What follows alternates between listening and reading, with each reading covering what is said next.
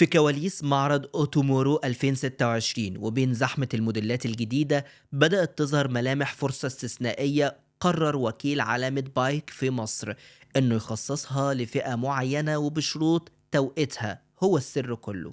الحكاية بتبدأ بمجموعة مميزات مستخبية لموديلات بي جي 30 وإكس 7 وإكس 55، والهدف هو توفير راحة بال كاملة للمشتري. وكيل بايك أعلن عن تقديم ميزة الصيانة المجانية الشاملة لمدة سنتين أو لحد 40 ألف كيلو، وهي الخطوة اللي بتغير حسابات تكلفة التشغيل تماما. بس الإثارة الحقيقية موجودة في عنصر الوقت، لأن الميزة دي متاحة فقط وحصريا للحجوزات اللي بتتم وراء أبواب المعرض، وكأنها سباق مع الزمن هينتهي بمجرد خروج آخر زائر من مركز المؤتمرات. التحرك ده خلى المهتمين بسوق العربيات يسألوا، هل دي الطريقة اللي بايك ناوية تسيطر بيها على خريطة 2026؟ وهل فعلا دي اللحظة الوحيدة اللي هتخليك تمتلك التكنولوجيا الصينية من غير ما تشيل هم الصيانات؟ تفتكروا المزايا دي كفيلة تخلي بايك هي الحصان الرابح في المعرض السنة دي؟